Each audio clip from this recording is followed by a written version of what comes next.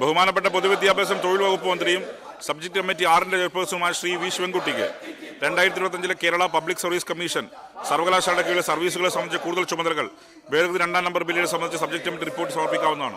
Sir, വിദ്യാഭ്യാസം സംബന്ധിച്ച് subject committee 6 ചെയർപേഴ്സണായ ഞാൻ 2025 കേരള പബ്ലിക് സർവീസ് കമ്മീഷൻ സർവകലാശാലയുടെ കീഴിലുള്ള സർവീസുകളെ സംബന്ധിച്ച കൂടുതൽ ചുമതലകൾ ഭേദഗതി 2-ാം നമ്പർ ബിൽ സംബന്ധിച്ച് സബ്ജക്ട് കമ്മിറ്റി റിപ്പോർട്ട് സമർപ്പിക്കുന്നു. സാർ, അങ്ങേ കണ്ടുകൂടാ സാർ, ഇത് വായിക്കാൻ തന്നെ അങ്ങേ കണ്ടുകൂടാ.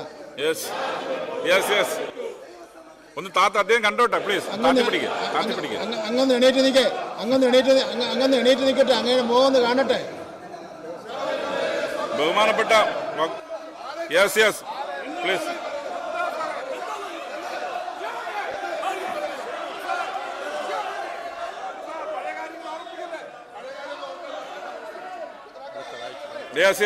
വായിച്ചോ? എങ്ങനെയാണ് സമരം ചെയ്യേണ്ടതെന്ന് പറഞ്ഞുതരാം. എങ്ങനെയാണെന്ന് പറയാം.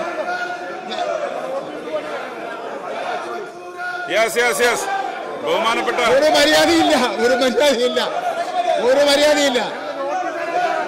മര്യാദയേ ഇല്ല നിങ്ങൾക്ക്.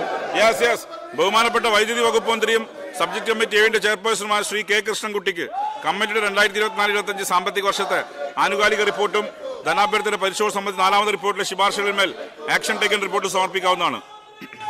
സർ, വിദ്യുച്ഛക്തിയും തൊഴിലും തൊഴിലാളിക്ഷേമവും സംബന്ധിച്ച് സബ്ജക്ട് കമ്മിറ്റി 7 ചെയർപേഴ്സണായ ഞാൻ സമിതിയുടെ 2024-25 സാമ്പത്തിക വർഷത്തെ ധനാഭ്യർത്ഥനകളുടെ പരിശോധന സംബന്ധിച്ച് 4ാമത് റിപ്പോർട്ടിന്മേലുള്ള ആക്ഷൻ ടേക്കൻ റിപ്പോർട്ട് 2024 ഏപ്രിൽ 1 മുതൽ 2025 മാർച്ച് 31 വരെ ആനുകാലിക റിപ്പോർട്ട് എന്നിവ സമർപ്പിക്കുന്നു.